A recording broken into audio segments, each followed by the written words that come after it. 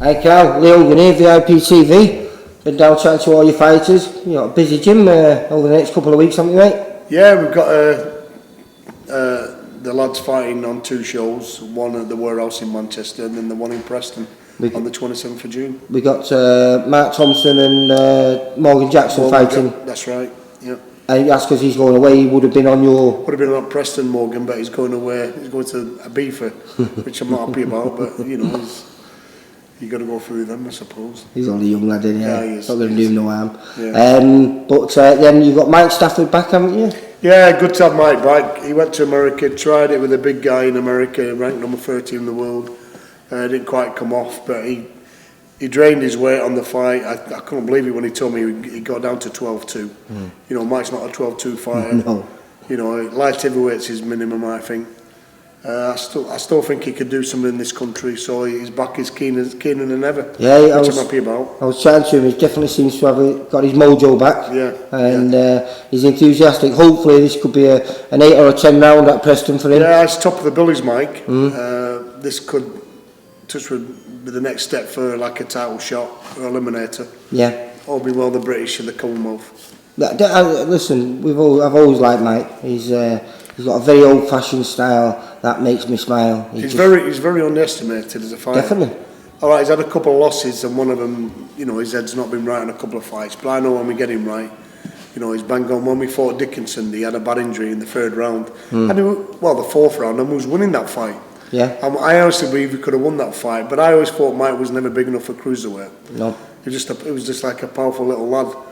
And so I'm happy because we're going down to light heavyweight, and it's all guns blazing with him now. Yeah, he's a beast. Both him and Tommy at light heavyweight, both really, really big lads. Toby, he's a work in progress, as you know. We're just talking to him, and then he generates so much power, but it's how to use it proper. And at the moment, it's not quite clicked with him as a fighter. But when we can get it right with him, he's going to be one of the dangerous punches in this country. Is Toby. No, definitely. I say, and you know what?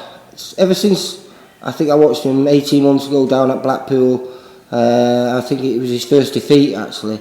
But I don't really class it that. He's like Lee Duncan, is it? Lee Duncan. Well, I thought it was a draw, or it could have been a win for us. I didn't think we lost the fight, to be honest with you. Just that Lee. You know, he too many clever moves, typical Brendan Ingalls gym, which you know they're very good at doing. And it frustrated Toby, and he didn't know how to handle it. But like I said, with the work rate at the time, I thought it could have been a draw. I think they should have given it a draw, really. Yeah. Then a loss. He's very cagey. But since then, like I say, he has been in and out injured, and he's had I think 2 or 3 fights, and I must admit I've been impressed with him because he's been, every time I've been down here to do interviews with the other lads, he's back here training even though he couldn't use his hand. Well, you just look at his physique. I know, it's phenomenal. And look at him, and he's such a lovely lad as well. Yeah. And he's you know, he's a gentleman. Sometimes I wish he was a bit more aggressive, but I'm glad really because the way he hits, he'd be knocking everybody out sparring. So anyway, I'm happy, and he wants to learn. That's the thing. What I love about him, he does want to learn. He does, definitely. The downfall is, you know, he's having bad injury problems at the minute, and injuries, and we've got to try and sort the problem out. And we're on with it now with his you know, he's had 2 broken hands. Yep. And so now he's got to look after them. And if we have any more bad injuries, you know, it could be the end of his career. No, he shouldn't. It's why, that's all I keep telling him. He's going to learn to turn his knuckles over for a start, and that's why they're not connecting proper. That's why I think he's damaging his hands, you know. It's an old amateur thing with him, and we've got to get out of it. But listen, we've got all them coming along. You've got some other lads coming through, and maybe a few amateurs might be turning over with you in the new year. I'm hoping so. We might have a light heavyweight, and you know, I can't disclose any names yet to the final gym, but I'm very happy if he does come to our gym. And I rate this lad, and I think he could go far. Yeah. Well, I must admit, I enjoy coming down here, mate. It's like a place in the sun. Well, especially today with it shining. It's a proper training camp. You know, it's like any people that come here, they love it here. You know, like Mark Thompson's come back to the gym. Yeah. So happy that he's come back. You know, after his operations on his. Yeah, it was unfortunate. We was with him down at Bolton, wasn't it? You know, he's 34, but he's still a young, fit guy. And maybe, you know, we get the opportunity for him, then he could still fight for that title and he could still win it. Well, as we're saying, you know, the light middleweight division is going to be wide open if Beefy moves up and relinquishes that. And you've got a couple of lads here who contenders, haven't you? We've got some great ones. I've got Rick Skelton, up and coming fighter. He's only 21. You know, Rick Godin. And we've got Rick Godin, who's like, what is he, 21, 22 undefeated. Just that, again, he's had bad injuries over his career. Good performance last time out at Preston again. Yeah, well, he's fighting at Preston again. Yep. Doing a 6-rounder, and Touchwood will get the eliminator or a title shot after that fight. Yeah. I impressed me. You spoke a lot about him, but obviously I'd never seen him fight. He's got a lovely style. He's a slick counter puncher. He's a thinker. He's got like a bit of a Mexican style. And when you fight Rick or when you spar with him, you've got to be on the game. I rate him as one of the top light middles in the country. Yeah.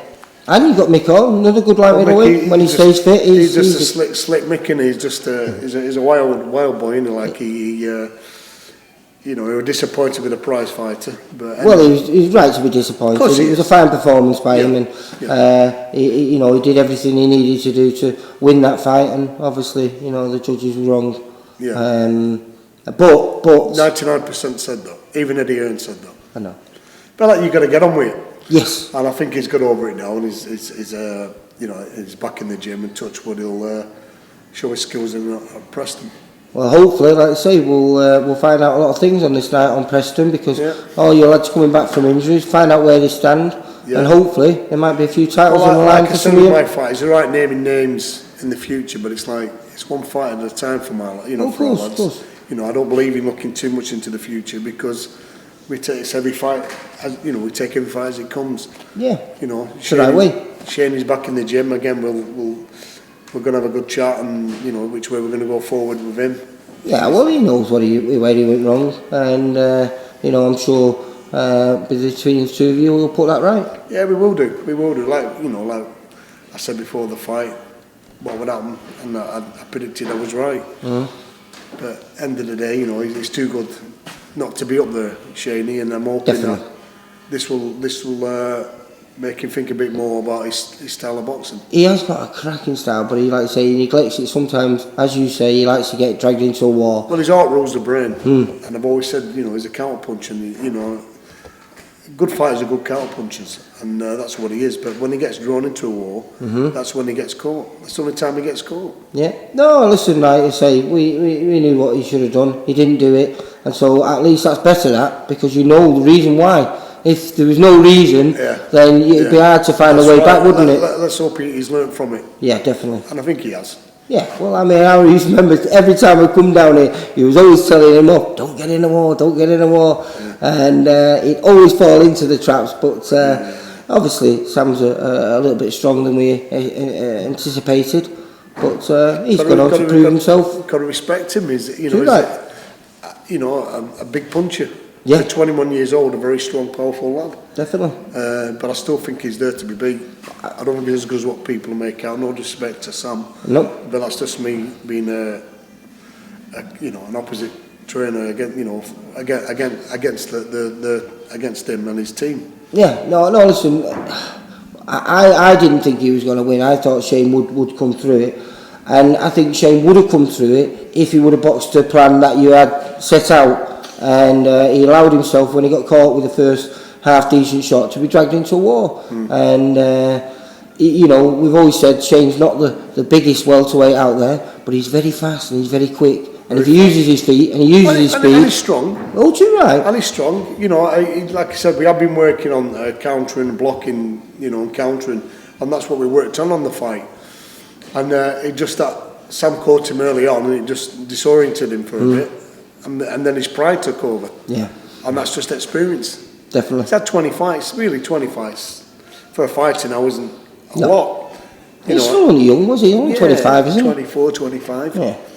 You know, these lads now, they get titles so early in their career, and I'm thinking, bloody hell, you know, they've not learned you know, they can only get to a certain level because they haven't learned the trade well. Well, I mean, I'd say it was just one of those things. We knew what he had to do. He didn't do it. And so, for me, I'm happy about the fact, because you knew that if he would have gone in there and did what you done, and that still would have happened, then that would have been a problem. Yeah.